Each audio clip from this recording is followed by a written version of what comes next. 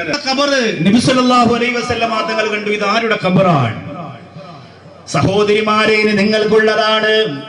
വനബൂർ മഖാമിന്റെ അരികിൽ വന്ന് ഭക്ഷണം വാങ്ങിക്കഴിച്ച് സന്തോഷത്തോടെ എന്റെ ശബ്ദം ശ്രവിക്കുന്ന എന്റെ പ്രിയപ്പെട്ട മുസ്ലിം ഉമ്മ, അതൊരു പെണ്ണിന്റെ ഖബറായിരുന്ന മോളെ, അതൊരു പെണ്ണിന്റെ ഖബറായിരുന്ന മോളെ. ഇസ്രായിന്റെ രാത്രിയിൽ അല്ലാഹുവിന്റെ റസൂല് കണ്ടുപോയ പെണ്ണിന്റെ ഖബറേറാ, സുഗന്ധം വരുന്ന പെണ്ണിന്റെ ഖബറേറാ. നിനക്കതിനുള്ള യോഗ്യതയുണ്ടോ പൊന്നുമോളെ? നിനക്കതിനുള്ള യോഗ്യതയുണ്ടോ പൊന്നുമോളെ? നിന്റെ വസ്ത്രം എങ്ങനെയാണ്? നിന്റെ സംസാരം എങ്ങനെയാണ്? നിന്റെ ജീവിതം എങ്ങനെയാണ്? അല്ലാഹുവേ, സമയമില്ലല്ലോ, സമയമില്ലല്ലോ. സുഗന്ധം പുറത്തു വരുന്ന മനോഹരമായ ഒരു ഖബർ. ജിബ്രീൽ അലൈഹിസ്സലാത്തു വസ്സലാം പറയുന്നു, നബിയേ, അതൊരു പെണ്ണിന്റെ ഖബറാ. അല്ലാഹുവിന്റെ റസൂൽ സല്ലല്ലാഹു അലൈഹി വസല്ലമ തങ്ങൾ അവിടെ ഇറങ്ങുകയാണ്. അതൊരു പെണ്ണിന്റെ ഖബറാണ്. ആ ഖബറിന്റെ ഭാഗത്തേക്ക് മുത്തു റസൂലിനെ ഇറക്കുകയാണ് ജിബ്രീൽ.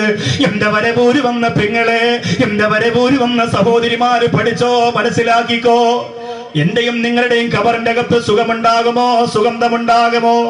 എന്റെയും നിങ്ങളുടെയും ഖബറിന്റെ അകത്ത് സുഗന്ധമുണ്ടാകുമോ പൊന്നുമോളെ?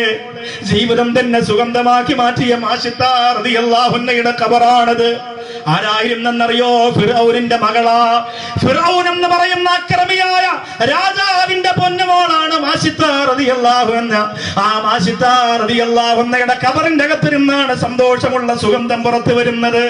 ജിബ്രീൽ അലൈഹിസ്സലാം ആ ചരിത്രം പറഞ്ഞു കൊടുക്കും, നബിയേ, എന്റെ പെങ്ങളീ ചരിത്രം പഠിക്കുക. വരവൂര് മഖാമിന് വന്ന പൊന്നുമോളി ചരിത്രം പഠിക്കുക.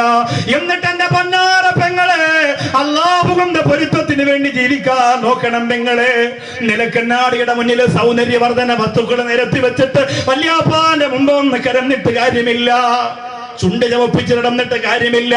മുടിയൊക്കെ ബ്യൂട്ടി പാർലറിൽ പോയി മരന്ന് കിടന്ന് വെള്ളരിക്കയും വെട്ടി കണ്ണിൽ വെച്ചിട്ട് എന്റെ പ്രിയപ്പെട്ട പെങ്ങളെ, ഏറ്റവും വലിയ സൗന്ദര്യ റാണിയാകാൻ കൊതിക്കുന്ന പൊന്നുമോളെ, നിനക്കെന്ത് ഈമാനാണ്, നിനക്കെന്ത് ഇസ്ലാമിയത്താണ്, നിനക്കെന്ത് ആത്മീയതയാണ്, നിനക്കെന്ത് ഔലിയാക്കളാണ്, നിനക്കെന്ത് അല്ലാഹുവിന്റെ പൊരുത്തമാണ്, നിനക്കെന്ത് ഖബറാണ്? അല്ലാഹുവേ, പൊരിഞ്ഞുകൊണ്ട് വെക്കുമ്പോ ആരുമില്ല പെങ്ങളെ. 3 കഷ്ണം തൂണി ചുറ്റി മുറിയാതെ ദിക്ർ ചൊല്ലി ഖബറിലേക്കുള്ളൊരു പോക്ക് ഖൽബിൽ നീ ഓർത്തൊന്ന് നോക്ക്. അവിടെ ആരാണ് പൊന്നുമോളെ സമാധാനം പറയാൻ കൂടെ വരിക? ആരാണ് പെങ്ങളെ? 4 ദിവസം മുമ്പ് തിരൂര് നടന്ന വാഹനാപകടത്തിന്റെ ഫോട്ടോ എന്റെ ചെറുപ്പക്കാര് മൊബൈലിലൂടെ കാണിച്ചു തന്നതാണ്. താങ്കൾ ലോറി ഇടിച്ച് തെറിപ്പിച്ച 2 വീലർ യാത്ര ചെയ്തു പോയ ഒരു മുസ്ലിം പെൺകുട്ടിയുടെ ശരീരമുണ്ടല്ലോ, അല്ലാഹുവേ, അല്ലാഹുവേ, പറക്കിയെടുക്കാൻ കഴിയാതെ ചരം നിറഞ്ഞു പോയി. രക്തത്തിൽ കുളിച്ചു കിടന്ന ശരീരം കണ്ട പെങ്ങളെ, എന്തേ പൊന്നുമോളെ നീ പഠിക്കാത്തത്? എന്തേ പൊന്നുമോളെ പാഠം ഉൾക്കൊള്ളാത്തത്? മാഷിത്താ റളിയല്ലാഹു അൻഹയുടെ ചരിത്രം ഞാൻ പറഞ്ഞു തരാം. ഖബറിന്റെ അകത്തിരുന്ന് ഇപ്പോഴും സുഗന്ധമാണ്, ഇപ്പോഴും സുഗന്ധമാണ്. മുല്ലപ്പൂടാറ്, റോസാപ്പൂടാറ്, പിച്ചിപ്പൂടാറ്, അപ്പുറപുരട്ടാറ്. ഖബറിന്റെ അകത്തിരുന്ന് സുഗന്ധം പുറത്തു വരുന്ന മഹാത്ഭുതമേ മാഷിത്താ റളിയല്ലാഹു തആല അൻഹ. സുബ്ഹാനല്ലാഹ്, ജിബ്രീൽ പറഞ്ഞു കൊടുക്കും, നബിയേ, മുസ്ലിമായതാരും അറിഞ്ഞില്ല, മുസ്ലിമായതാരും അറിഞ്ഞില്ല. അങ്ങനെ ജീവിച്ചു പോയി, അള്ളാഹുവിനെ ഭയന്നുകൊണ്ട് അങ്ങനെ ജീവിച്ചു പോയി.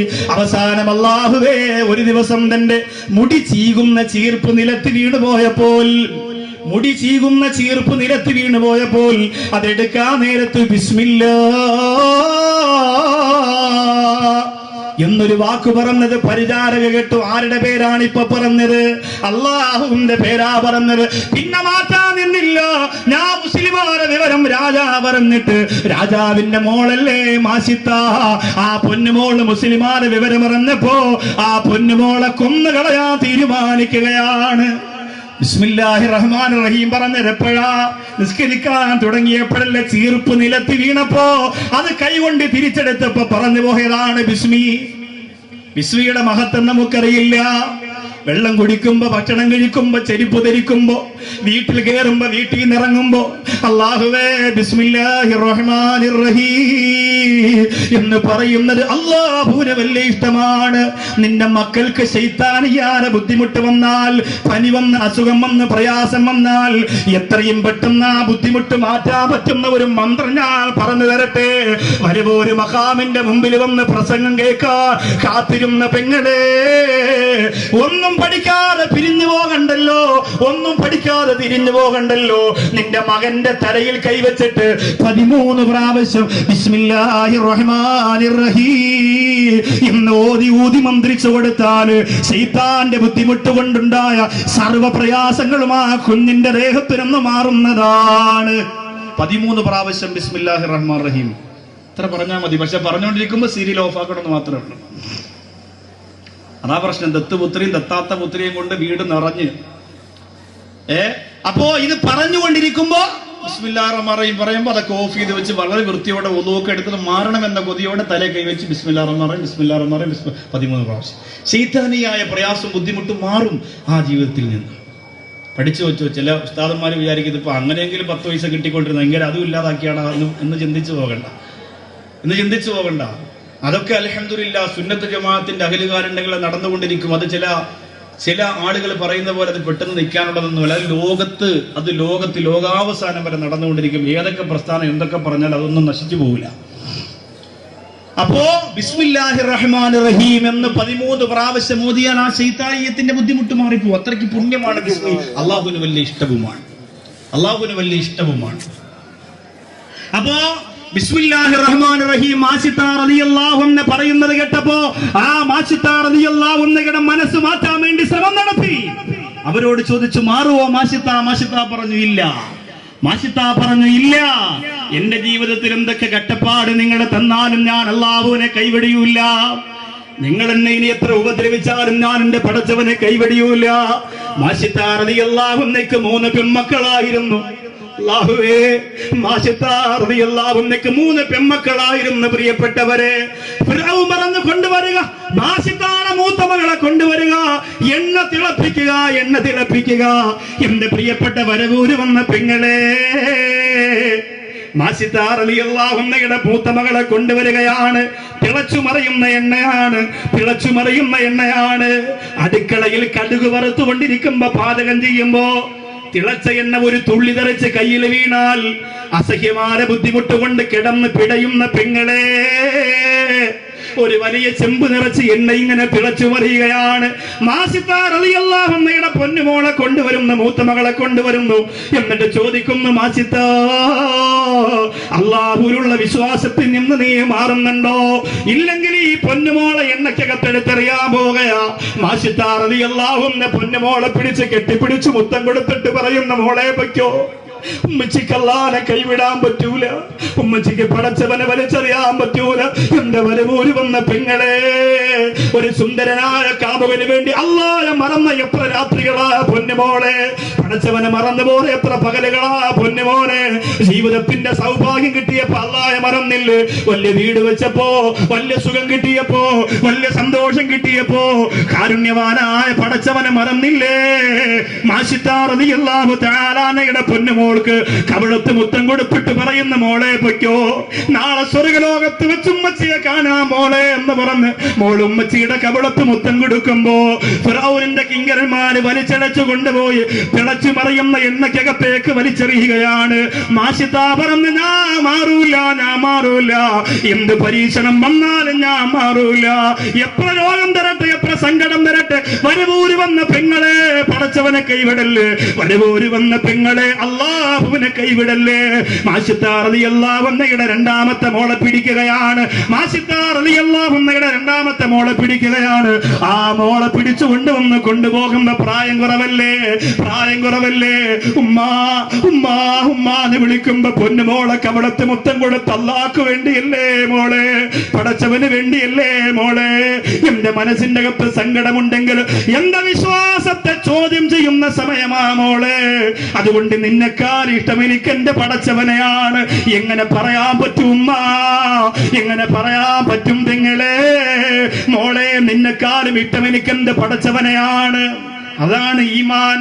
പിന്നെ എങ്ങനെ സുഗന്ധം വരാതിരിക്കും? പിന്നെ എങ്ങനെ സുഗന്ധം പുറത്തു വരാതിരിക്കും? ആ പൊന്നുമോളെയും എണ്ണയിലേക്ക് വലിച്ചെറിഞ്ഞ് കിടന്ന് പൊള്ളി നിലവിളിക്കുകയാണ്. മൂന്നാമത്തതാണ് ചരിത്രം. എന്റെ പ്രിയപ്പെട്ടവരെ, പ്രായം കുറഞ്ഞ കുഞ്ഞല്ലേ, ഉമ്മയുടെ മുലകുടി പോലും മാറിയിട്ടില്ല, ഉമ്മാടെ മാറിടത്തിലേക്ക് പതിഞ്ഞിരിക്കുകയാണ്. മാഷിത്താർ റളിയല്ലാഹു അൻഹു പറഞ്ഞു, എന്റെ പൊന്നോമന പുത്രിയെ ഞാൻ തരൂല, എനിക്ക് അല്ലാഹു തന്ന മൂന്നാമത്തെ പുത്രി. എന്റെ പ്രിയപ്പെട്ട പെങ്ങളെ, ഉമ്മയുടെ മാറിടത്തിൽ നിന്ന് ചുണ്ടെടുക്കാൻ സമയമാകാത്ത പൊന്നുമോള്, ആ പൊന്നുമോളെ ഫറഔനിന്റെ കിങ്കരന്മാര് വന്ന് പിടിച്ചു വലിക്കുമ്പോ മാഷിത്താർ റളിയല്ലാഹു അൻഹു പൊട്ടിക്കരയുകയാണില്ല, എന്റെ പൊന്നുമോളെ കൊണ്ടുപോവല്ലേ, എന്റെ പൊന്നുമോളെ കൊണ്ടുപോവല്ലേ. അവര് പറഞ്ഞു, എന്നാ നീ പടച്ചവനെ കൈവിടുമോ? ഇല്ല, എനിക്ക് പടച്ചവനെ വേണം. എനിക്ക് ആരോഗ്യം തന്ന, സമ്പത്ത് തന്ന, ജീവിതം തന്ന, സൗഭാഗ്യം തന്ന പടച്ചവനെ വേണമെന്ന് പറഞ്ഞ് പൊട്ടിക്കരയുമ്പോ മാഷിത്താർ റളിയല്ലാഹു അൻഹുവിന്റെ കയ്യിൽ നിന്ന് ആ പൊന്നുമോളെ വലിച്ചു കൊണ്ടുപോകുമ്പോ ഒരു മാതാവിന്റെ ഹൃദയമല്ലേ, ഒരു ഉമ്മാന്റെ കൽബല്ലേ പിടഞ്ഞു പോയി, പൊട്ടിപ്പോയി. അല്ലാഹുവേ, എന്റെ പൊന്നുമോളെ എന്ന് പറഞ്ഞൊന്ന് തേങ്ങിക്കരഞ്ഞപ്പോ ചരിത്രത്തിൽ കാണാ, സംസാരിക്കാൻ അല്ലാഹു കഴിവ് കൊടുക്കുന്ന പ്രായത്തിന് മുമ്പ് തന്നെ സംസാരിച്ച കൊച്ചു കുഞ്ഞുങ്ങളുടെ ലിസ്റ്റിൽ മാഷിത്താർ റളിയല്ലാഹു അൻഹുവിന്റെ പൊന്നുമോനെ കാണാ. ആ മോള് പറയുന്നു, ഉമ്മ നാവ് കൊണ്ട് സംസാരിക്കുകയാണ്, ശബ്ദം പുറത്തു വിടുന്ന പ്രായം മാത്രമേ ആയിട്ടുള്ളൂ. പക്ഷേ ഒരു മനുഷ്യ കുഞ്ഞ് നല്ലതുപോലെ വളർച്ചയെത്തിയ സംസാരം ആ പൊന്നുമോള് സംസാരിക്കുകയാണ്. ഉമ്മ, നിങ്ങൾ പേടിക്കണ്ട ഉമ്മ, ഇവിടത്തെ ശിക്ഷയെക്കാളും വലുത് ആഖിറത്തിലാണ്. ഈ എണ്ണ എന്താണുമ്മ? പരലോകത്ത് നരകത്തിലുണ്ടല്ലോ അദാബുകള്, അതാണ് വലുതുമ്മ. എന്റെ ഉമ്മ കഥ കിട്ടാതിരിക്കട്ടെ എന്ന് പറഞ്ഞ ആ പൊന്നുമോള് ആ തിളച്ചു മറിയുന്ന എണ്ണയിലേക്ക് വലിച്ചെറിയുമ്പോ അവസാനം മാഷിത്താർ റളിയല്ലാഹു അൻഹുവിന്റെ സമക്ഷത്തേക്ക് വരികയാണ്. ചോദിക്കുന്നു, മാഷിത്താ മാറുന്നുണ്ടോ? മാഷിത്താർ റളിയല്ലാഹു അൻഹു പറഞ്ഞു, ഇല്ല, ഒരിക്കലും ഞാൻ മാറൂല, ഒരിക്കലും ഞാൻ മാറൂല. മാഷിത്താർ റളിയല്ലാഹു അൻഹുവോട് അവസാന ആഗ്രഹം ചോദിച്ചപ്പോ ബഹുമാനപ്പെട്ട മഹദി പറയുകയാണ്, എന്റെ മക്കളുടെയും എന്റെയും എല്ലുകളുണ്ടല്ലോ, തിളച്ചു മറിഞ്ഞ് കരിഞ്ഞു പോലെ എല്ലുകളുണ്ടല്ലോ, അത് ഒരു സ്ഥലത്തു മാത്രം അടക്കുക. നല്ലതുപോലെ എന്റെ മക്കളെ സ്നേഹിക്കാൻ എനിക്ക് കഴിഞ്ഞിട്ടില്ലല്ലോ, അവരോടൊത്ത് കബറിലെങ്കിലും ഞാനൊന്ന് കിടക്കട്ടെ എന്ന ഒരു ഉമ്മയുടെ അഭ്യർത്ഥന മാനിച്ചുകൊണ്ടാണ് ആ പ്രിയപ്പെട്ട 3 പേരുടെയും ശരീരത്തെ ഒരു സ്ഥലത്ത് അടക്കം ചെയ്തിരിക്കുന്നത്. യാ റസൂലല്ലാഹ്, ആ സ്ഥലത്ത് നിന്നാണ് സുഗന്ധം വരുന്നത് നബിയേ, ആ സ്ഥലത്ത് നിന്ന് ആ സുഗന്ധം വരുന്നത് നബിയേ. അങ്ങനെ സുഗന്ധമുള്ള പെങ്ങളാകാൻ വരവൂര് വന്ന പെങ്ങൾക്ക് കഴിയോ? ഇന്ന് വരെ എന്തെങ്കിലും ഒരു കൗതുകമുള്ള സ്വപ്നം നീ കണ്ടിട്ടുണ്ടോ? വത്സാനുപ്പായെ കണ്ടിട്ടുണ്ടോ? ആചാരെ കണ്ടിട്ടുണ്ടോ? ഔലിയാക്കളെ കണ്ടിട്ടുണ്ടോ? കുത്തുബീങ്ങളെ കണ്ടിട്ടുണ്ടോ? മഹാന്മാരെ കണ്ടിട്ടുണ്ടോ? എന്റെ പ്രിയപ്പെട്ടവരെ, ആ സുഗന്ധം തന്റെ ജീവിതത്തിൽ കിട്ടാനാണ് നിങ്ങൾക്ക് മാതൃക വരച്ച് കാണിച്ച നഫീസത്തുൽ മിസ്രിയ റളിയല്ലാഹു അൻഹ ജീവിച്ചത്. ഒരുപാട് ത്യാഗം ചെയ്താണ് സഹോദരിമാര് വരവൂല പ്രസംഗം കേൾക്കുക. ടെറസിന്റെ മുകളിൽ പറമ്പത്ത് അല്ലാഹുവേ ഉള്ള സൗകര്യത്തിരുന്നു കൊണ്ട് നനഞ്ഞും നനയാറയും ആ സഹോദരിമാര് കേൾക്കുമ്പോ, പൊന്നുമോളെ നീ രക്ഷപ്പെടണം,